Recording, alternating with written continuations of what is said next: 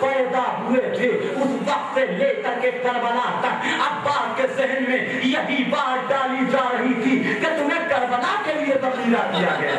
क्या जज्बा बिला रहा होगा, क्या जोश शुजाअत रहा होगा कि करबला आने तो दीजिए, देखे कि दुनिया खैबर की जंग याद आएगी, खंदक का मारका याद आएगा, लोगों को अली याद आएंगे, यही तरह जहन में शुरू से लेके आखिर तक। लेकिन इधर इजाजत मांग रहे हैं, लेकिन मौला बार बार कहते हैं ए अब्बास इजाजत दूं तो कैसे दूं, तुम मेरी फौज के सरदार हो, तुम मेरी लश्कर के सरदार हो।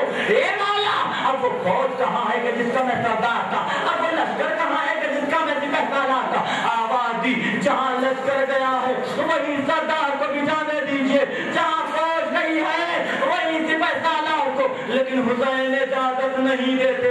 लेकिन दफतन खबर मिली खैमे में कि चचा मरने को जा रहा है। 4 साल की बच्ची सकीना दौड़ी हुई आई मस्की डालिए, ए मेरे चचा मरने के लिए जा रहे हो, लेकिन कम से कम सकीना के लिए 2 घूंट पानी का इंतजाम करो। गिरामी आपकी सहमत तमाम, अभी तो मौका मिला, आए सकीना की मस्की लिए हुए। ए मेरे मौला मरने की इजाजत नहीं देते न सही, लेकिन कम से कम इतनी तो इजाजत दीजिए ना कि अब्बास जाके बच्चों के लिए पानी का इंतजाम करे। इजाजत मिली अजीजों, लेकिन खबर पहुंचा दी किसी ने सानिया ज़हरा तक, खबर पहुंचा दी किसी ने सानिया ज़हरा तक। आवाज दिए पिता मेरे भाई को बुला दो, ज़ैनब उससे कुछ बातें करना चाहती है। गर्दन को झुकाए हुए, हाथों को जोड़े हुए अब्बास आए खैमे के अंदर। आवाज दिए शहजादी फरमाइए क्या फरमाना चाहती है। बैठ लो अब्बास, ज़ैनब तुमसे कुछ बातें करना चाहती है। बैठ गए, हाथों को जोड़े हुए बैठ गए। अब्बास सुनो, अब्बास सुनो, अब्बास सुना है कि तुम मैदान में जा रहे हो। कहाँ शहजादी बच्चों के लिए पानी का इंतजाम करने के लिए। आवाज दी सुना, जाओ मैं तुम्हें जाने से नहीं रोकती, लेकिन जाने से पहले एक वाकया सुनते जाओ, एक वाकया सुनते जाओ। क्या फरमाए शहजादी, क्या फरमाना चाहती है? क्या सुनो, मैं एक दिन अपने भैया हसन हुसैन के साथ अपने बाबा की आगोश में बैठी थी। बाबा कभी मेरे भैया हसन के दम का बोलता देते थे,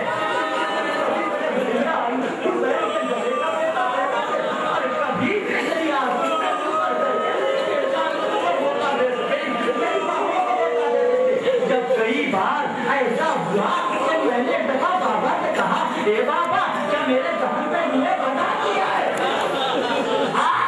भैया हसन के लबे का बोलता देते हैं, भैया हुसैन की गर्दनों का बोलता देते हैं, मेरे बाजुओं का बोलता देते हैं। मेरे बाबा रोने लगे, रोते हुए मेरे बाबा ने कहा, ए ज़ैनब अरे तुम्हारी बेटा तुम्हारे बाजुओं का बोलता देने का सबब यह है कि मेरी निगाहें देख रही है कि लगन में 72 टुकड़े हसन के इसी जान से नजर आएंगे।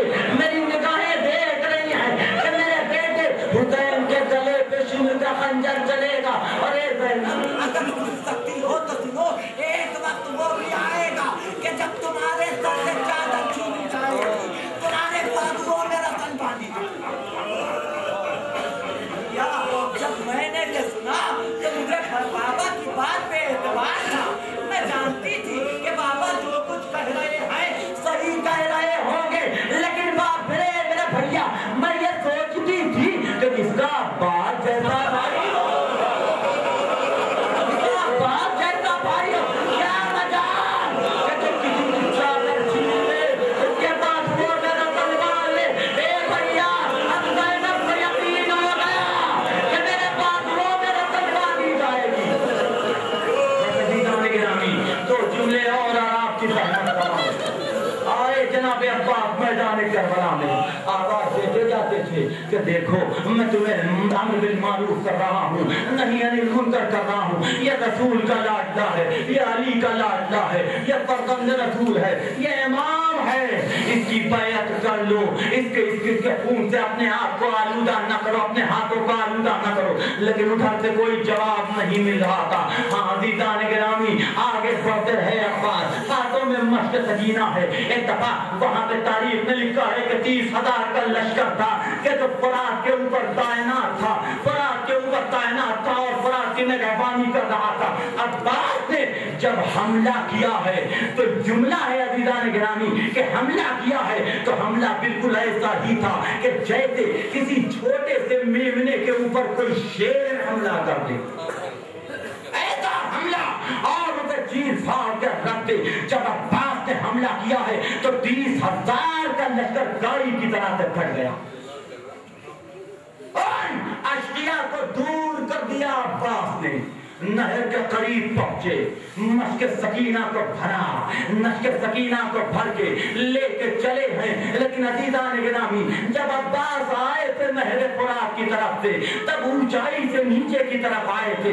اب عباس جا رہے ہیں، اب نیچے سے اوپر کی طرف جا رہے ہیں. عزیزو بھاگی ہوئی فوج چمٹی، حکم ہوا کہ دیکھو اگر ایک قطرہ پانی بھی خیام حسینی تک پہنچ گیا تو یہ سمجھ لینا کہ تم میں سے کوئی ایک باقی نہ رہے گا. عزیزو چاروں طرف سے فوج نے حملہ کرنا شروع کیا. ہاتھوں میں علم ہے، مشق سکینہ ہے، تن ہاتھوں میں ایک ہاتھ میں نیزہ ہے، نیزہ ہے کہ جس سے عباس لڑ رہے ہیں، لڑتے لڑتے آگے بڑھ رہے ہیں. لیکن عزیزو ایک شقی نے ایسا وار کیا کہ عباس کا دائرہ غلط ہو گیا. ارے ہاتھوں سے خون بہنے لگا، دوسرے ہاتھ میں علم لٹانا، آگے بڑھنے لگے. آپ کا تو کچھ نہیں کیا جذبہ رہا ہوگا عباس کا. آگے بڑھ رہے ہیں کہ پھر وار ہوا، بایاں بازو سے قلم ہو گیا، مشق سکینہ سے دائرے میں دبایا اور دبا کے اپنے سر پر جھکا لیا کہ جو تیر آ رہے ہیں وہ میرے سر پہ لگ جائیں لیکن سکینہ کی مشق باقی ہے. سکینہ یہ کہنے تک پہنچ گئے، آگے بڑھ رہے ہیں. لیکن ابھی تو تاریخ میں لکھا ہے کہ 30,000 تیر انداز ایک وقت میں عباس کے اوپر تیر بارانی کر رہے تھے. آواز دیے لکھنے والے نے یہ جملہ لکھا کہ اس طریقے سے عباس کے بدن میں تیر پیوست ہو رہا تھا کہ جیسے کوئی سائی کا درخت ہو کہ ہریالی نظر نہ